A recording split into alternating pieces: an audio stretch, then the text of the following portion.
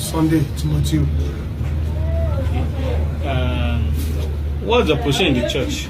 I'm the minister in charge of the church. We heard about the unfortunate incident that happened yesterday. So how did it affect you directly, sir? I'm the pastor in charge of the church. So I was leading the program when we were alerted by one of the members that saw them coming towards the church premises. So they have entered the church premises. They are coming towards the church building. So immediately that we were alerted, I told all the members that we should run, and everybody scattered from the church. I went through the back door and I jumped the fence and I entered the bush with some members.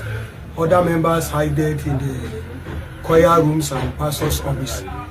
We thank God that they were unable to enter those places.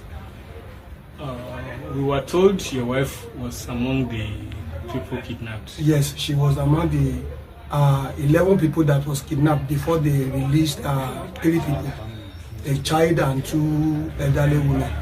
Okay, child and 2 elderly women. Yes. So it was not actually that they were rescued? No, they were not rescued because those women were held and they were unable to move with the way they were treating them. So they thought they were going to delay them, so they abandoned them. So how are you able to manage the trauma? Immediately that I ran to the next community, which is Ola. I was able to call Orago that we are in need of soldiers, that kidnappers has entered Omogo.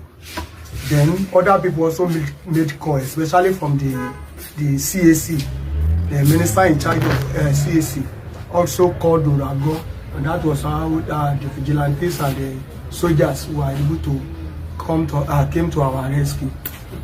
Since so far, has there been any communication between you and? We have not heard anything from them. So how will your kid feel that they did not see their mom since yesterday, and you particularly did not see your wife beside you? How will you Since yesterday, I have not been able to get myself together. Sincerely speaking, and my kids were just crying, all of them. So we have been pleading to them that their mom will be coming back by His grace. And personally, I am seriously disturbed. I've not been able to sleep nor do anything or put myself together because she's even not health-wise okay for the situation that she'll be experiencing now. So you as a pastor now, what do you have to tell the government to do? Sincerely, I'm pleading with the government that these situations is beyond our power, because 8 members were in their custody right away, and the church cannot bear the consequence, and even the whole community, put all Olorun together, cannot bear the consequence of this kidnapping. So there's a need for the government to come to our rescue, sending down the force men to come and assist, and also to assist in the negotiation, because we don't know what to do with this situation. Okay, has the matter been escalated to ECWA headquarters? Yes, it has been escalated. Yesterday, Commissioner of Police also came. He came yesterday with his entourage to come and look at the situation on ground. Láàrin èmi àti yín níkànnì Jùgbà Master Channels àtàwọn tá a jọ ń gbọ́ra wa. Ìbéèrè tá à ń béèrè nínú ọkàn ara wa ni pé ṣé agbára ìjọba yìí ṣó ká àwọn afẹ̀míṣòfò? Tá a bá ní ṣe àbòsí, ṣé ó ká àwọn agbésùnmọ̀mí? Tá a bá ní ṣe àbòsí, ṣé òótọ́ ni àwọn ìjọba yìí ń ṣe pẹ̀lú aráàlú? Ṣé aráàlú àtijọba ṣé èrò wọn papọ̀? Èròǹgbà aráàlú ni láti bọ́ lọ́wọ́ àìsí ètò ààbò. Èrò ìjọba ní 2027, èrò àwọn olóṣèlú ní 2027 bí wọ́n ṣe máa padà sórí ipò ìlú tí kò sí àlàáfíà. El-Rufai ó sọ̀rọ̀ kan, ó ní rìbádù, ó ló ń sanwó fún àwọn agbésùnmọ̀mí lábẹ́ ìjọba tá a wà nù rẹ̀ yìí. Kò sínú ẹ̀sùn tí wọ́n kà sí lẹ́sẹ̀ ní kóòtù. Ó yẹ kán ka ẹ̀sùn yẹn sí lẹ́sẹ̀. Ẹlẹ́kejì, ta ló fọwọ́ òfin mú Gumi tó ní bàbá wa ààrẹ tó wà ńbẹ̀ àtàwọn tẹ́jọ́ ń ṣèjọba mọ orúkọ àwọn tẹ́rọ́rìstì yìí ní kọ̀ọ̀kan àti ibùdó tí wọ́n wà àti pé wọ́n máa ń rán àwọn èèyàn tẹ̀lé òun nígbà tó ń fẹ́ lọ bá wọn sọ̀rọ̀. Ta ló jáde tó sọ̀rọ̀ tó sọ pé irọ́ ni Gumi ń pa? Orílẹ̀-èdè Nàìjíríà, òótọ́ àti òdodo bẹ̀dà, àwọn tó ń gbẹnu sọ fún ìjọba kí ló dé tí wọn ò jáde kán sọ̀rọ̀ lórí eléyìí, ṣùgbọ́n téèyàn kan bá bú ààrẹ wọn ó jáde wọn ó sọ̀rọ̀. Mo sọ kinní kan fún yín lórí ètò tiwa nílé iṣẹ́ tiwa Bitter Truth là ń sọ. Ẹni tó bá kàn tó bá wù ú bó ṣe korò tó àrà tó bá wù kó dá lẹ́yìn Ọlọ́run. A mọ̀ pé ọ̀pọ̀lọpọ̀ olóṣèlú ò mọ Ọlọ́run. Tẹ́ ẹ bá mọ Ọlọ́run tẹ́ ẹ̀ ń sìn, ìyà tó ń jaráàlú yìí kò ní jaráàlú. Wọ́n lọ kó àwọn èèyàn ní Kwara ní ìjọ ECWA. Kí ni ìjọba ti sọ nípa ẹ̀? Ọ̀nà wo ni ìjọba fẹ́ gbà láti dẹ́kun àìsétò ààbò pàápàá jùlọ nílẹ̀ Yorùbá àti lórílẹ̀-èdè Nàìjíríà? Kí ló dé tẹ́ ẹ fẹ́ fi òṣèlú pa aráàlú? Àwọn pípù yìí, àwọn agbésùmọ̀mí afẹ̀míṣòfò, àwọn ajínigbé yìí, àwọn tán jí gbé wọn ní kan lọ wá 1 billion. Tí ẹ bá mọ tí wọ́n ń pè ní 1 billion sà, ẹ fi sábẹ́ comment section. 100 million lọ́nà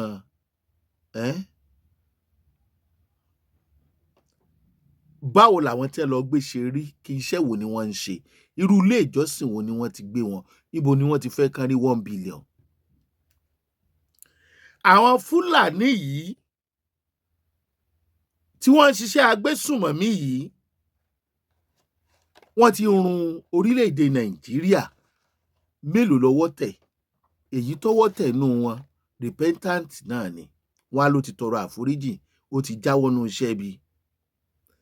Gbogbo tẹ́dẹ̀ ń ṣe yìí, wọ́n ń ṣe nítorí ẹ̀sìn, òṣèlú, ẹlẹ́yàmẹ̀yà àti nítorí 2027. Ṣé agbára ìjọba tó wà ńbẹ̀ yìí lè ká wọn? Òótọ́ là ń gbọ́ pé ààrẹ Tinubu wọ́n ń gbìyànjú excellency, wọ́n tún ti lọ sí ṣé China? No, China kọ́, France, láti wá ràn wá lọ́wọ́ láti gbógun ti àwọn agbésùmọ̀mí. Ṣùgbọ́n tá à ń béèrè ni pé lọ́jọ́ wo?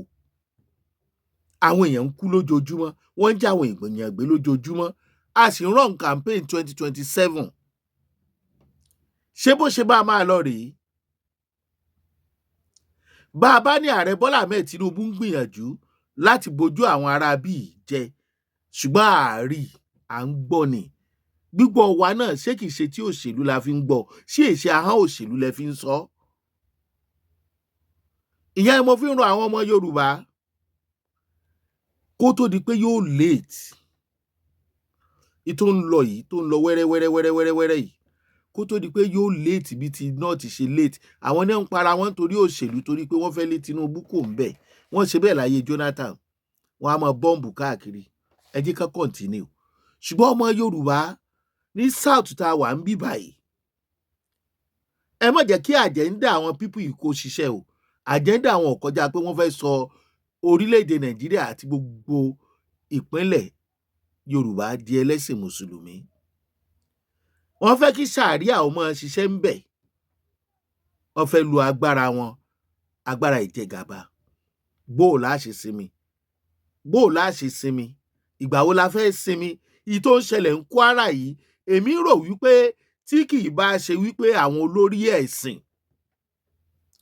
bí ìfẹ́ máa dákọ wọn, àti ẹgbẹ́ tí wọ́n láwọn ń ṣe ẹgbẹ́ CAN, ṣé ẹgbàbọ̀dé ni ẹ̀yin ẹgbẹ́ CAN tẹ́ fi dákẹ́ tẹ́ fi sọ̀rọ̀? Ìyí tó ń ṣẹlẹ̀ ní ìlú Kwara, ó yẹ kó ó mà ṣe o. Ṣé kò yẹ kẹ́ ẹ jáde? Gbogbo àwọn GO ilé ìjọsìn ńláńláńláńlá bá a bá wí tán, wọ́n á ní wọ́n ń bú bàbá àwọn. Wọ́n dẹ̀ dákẹ́. Mélòó ló jáde?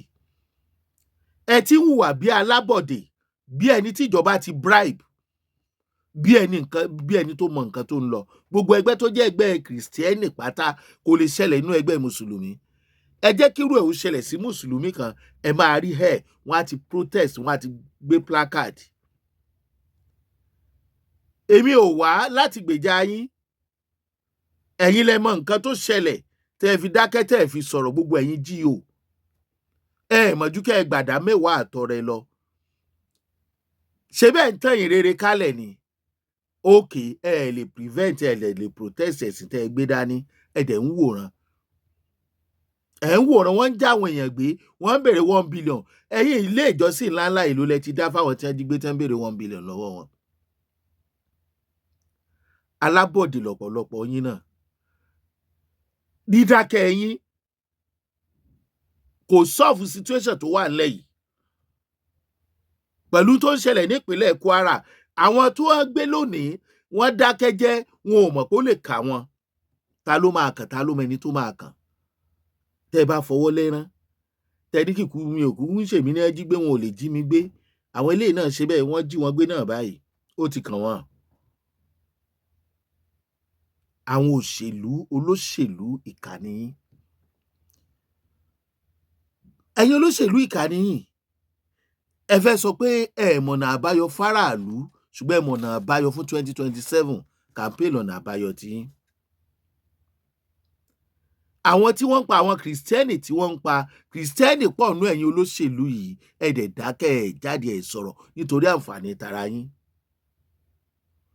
oríṣiríṣi àwọn gúrùpù oríṣiríṣi tí wọ́n ń pààyàn yìí, àwọn tẹ́rọ́rìsì tí wọ́n ń jìyàn gbé yìí, àwọn ni wọ́n ń mi orílẹ̀-èdè Nàìjíríà lògbòlògbò tágbára ẹnìkan kò sì ká wọn.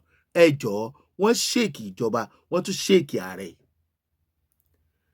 gbogbo nǹkan tá à ń rí tá à ń sọ yìí ọ̀rọ̀ òṣèlú ó lè dọ́là àmọ́ tó lè ṣẹlẹ̀ láàrin ààrẹ àtàwọn northerners yìí àdéhùn lọ̀rọ̀ òṣèlú. ẹ̀yin ọmọ Yorùbá bẹ́ẹ̀ bá dákẹ́, ẹ̀yin kìrìsìtẹ́nì tẹ́ ẹ dákẹ́ wàhálà tiwa ni. ọ̀run yàbọ̀ kì í sọ̀rọ̀ ẹnìkan.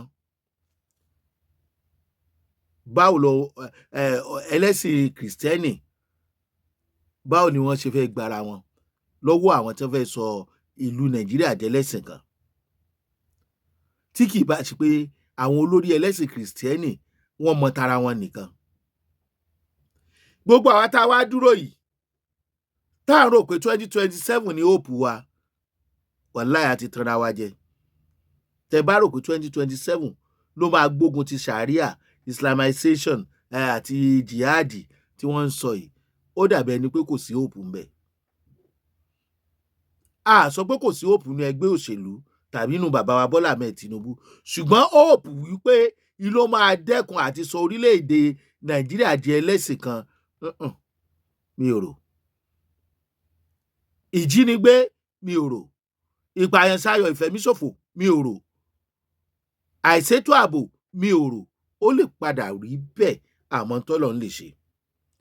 ṣùgbọ́n Yorùbá nídìí ohun kan: ìṣọ̀kan, ìfọwọ́sowọ́pọ̀. àìrìnlọ́wọ́ ejò tí jọmọ ejò ń yà.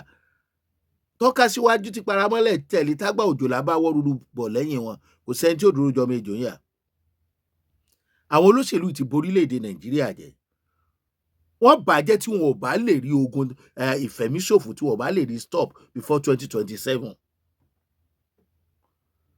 akànkan bá a ṣe débi àmọ́ kí ló dé tí wọn ò gbé Gúmí tó sọ wípé àwọn ìjọba yìí wọ́n mọ orúkọ àwọn olórí àwọn tẹ́rọ́rìsì ní kọ̀ọ̀kan, àwọn náà dẹ̀ mọ bí wọ́n ṣe ń ṣe, wọ́n ń bá wọn discuss.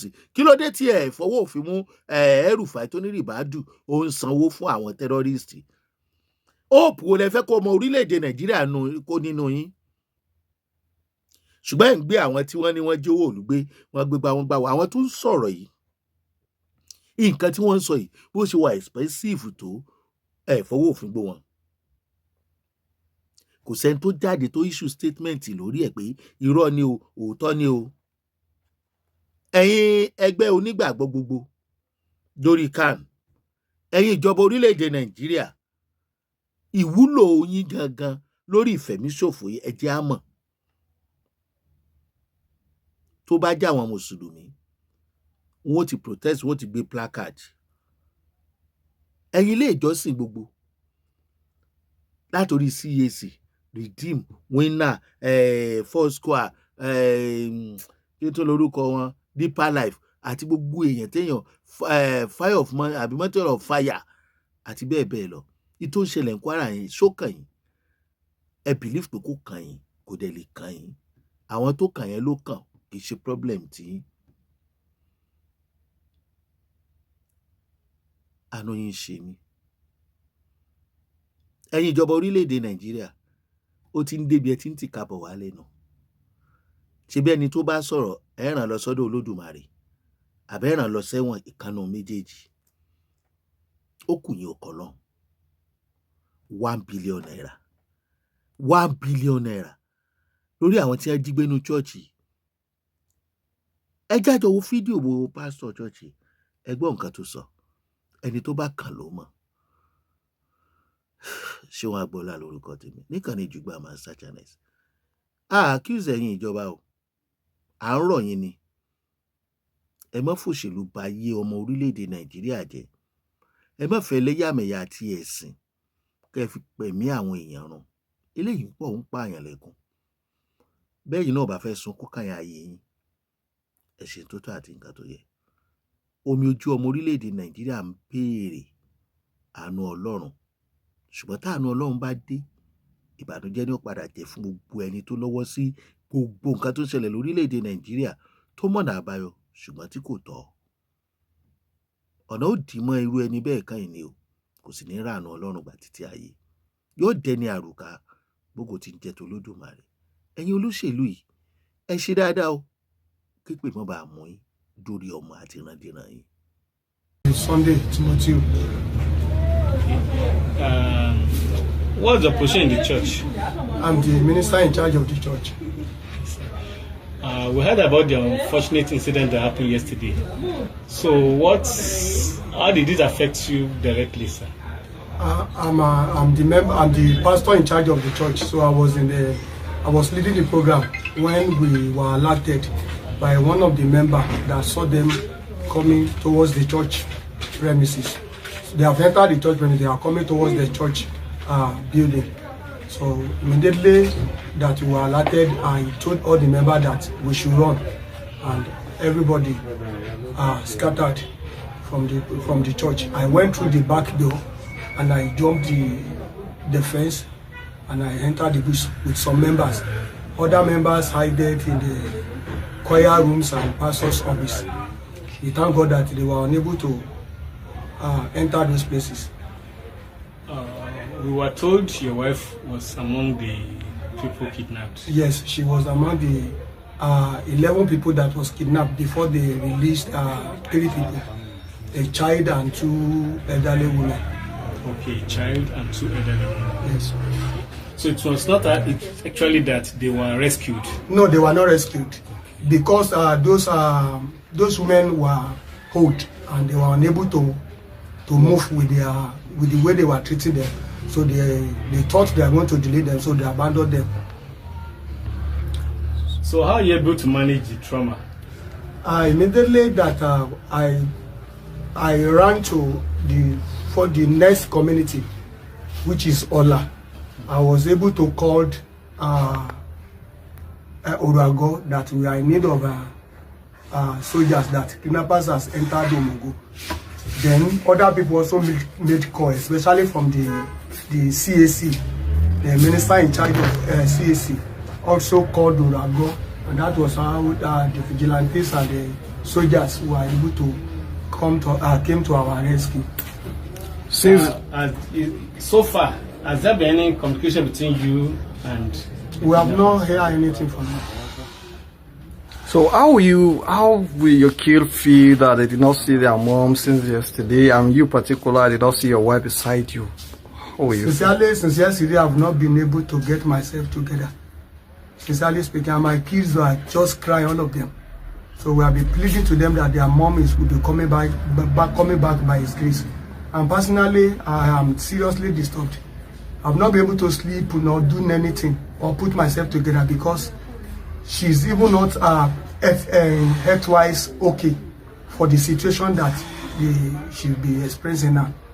So you as a pastor now, what do you have to tell the government to do? Sincerely, I'm pleading with the government that these situations is beyond our power, because 8 members were in their custody right away, and the church cannot bear the consequence, and even the whole community, put all Olorun together, cannot bear the consequence of this kidnapping. So there's a need for the government to come to our rescue, sending down the force men to come and assist, and also to assist in the negotiation, because we don't know what to do with this situation. Okay, has the matter been escalated to ECWA headquarters? Yes, it has been escalated. Yesterday, Commissioner of Police also came. He came yesterday with his entourage to come and look at the situation on ground.